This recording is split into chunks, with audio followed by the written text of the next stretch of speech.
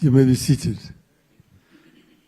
I just noticed that you have questions even before I've said anything. I mean that you're not interested in what I want to say. You just want to ask me questions. Therefore, I'm not going to also waste too much of your time. But I want to first begin by welcoming the members of the Forthe estate to this session. I have had a very long relationship with the media.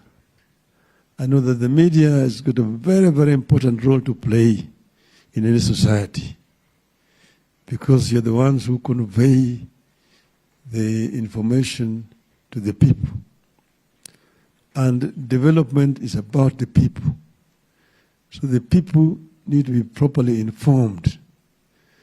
That is what helps them to make correct decisions. So last evening, I had the opportunity to talk at length about my vision for the African Union.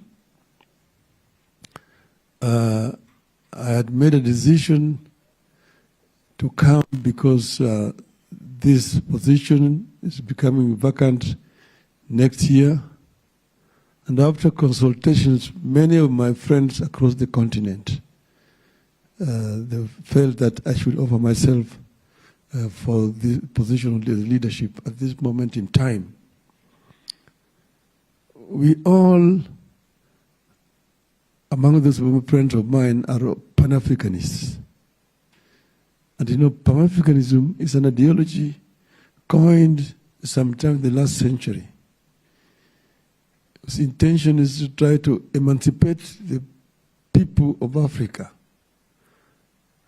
and to raise Africa to the rest of the world level so that African people can be treated as equal citizens of this globe. As you know, it came against the background of colonial domination of the continent.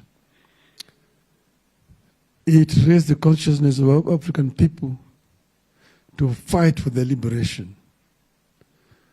And through a bitter struggle, eventually independence was won across Africa. First, you know, the Ghana was the first African country to become independent.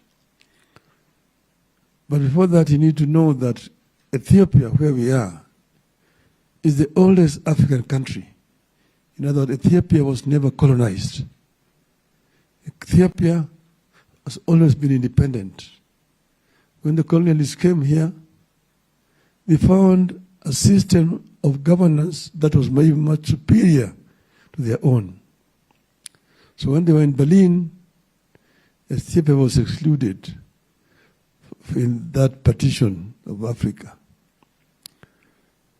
But Ethiopia also suffered in that period because of discriminations and so on. So Ethiopia played a role in supporting liberation movements across the continent.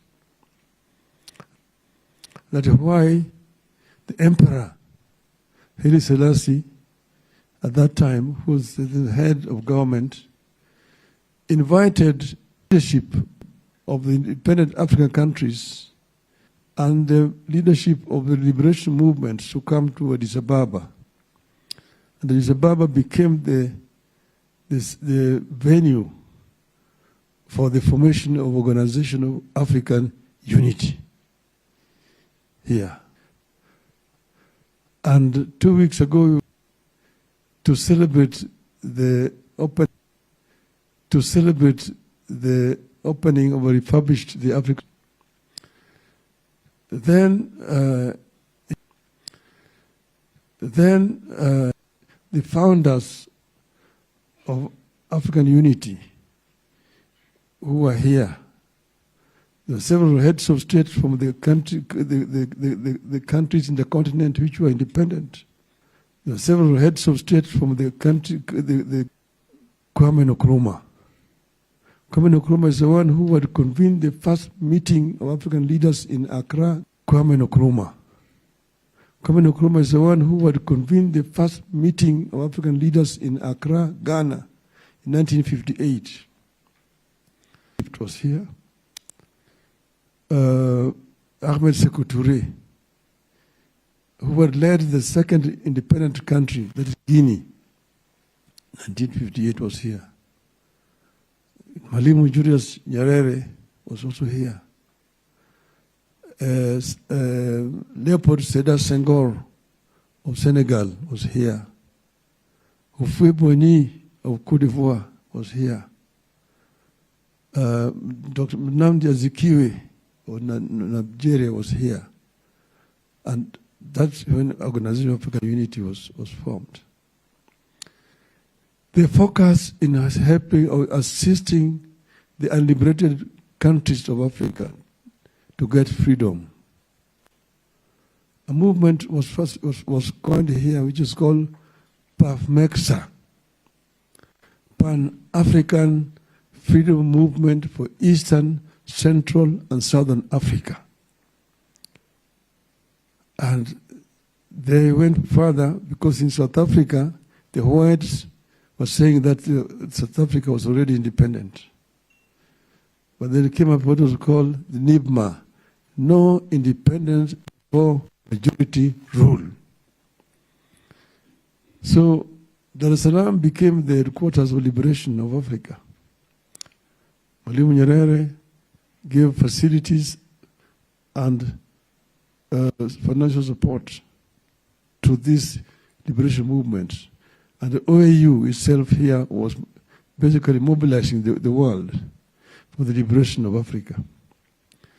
Eventually, with the fall of apartheid regime in South Africa in 1994, the rest of the continent was now liberated. OAU had accomplished its task. So it was then transformed to AU. Now, AU focus is more on development, cooperation, and unity of Africa. Unity has always been there at the core, right from the days when the founding conference was held here in Addis Ababa. There was the question of unity now, African Union government now. And there are two schools of thought. One, the union government now. The other one is gradual process of unity. Start first with the regional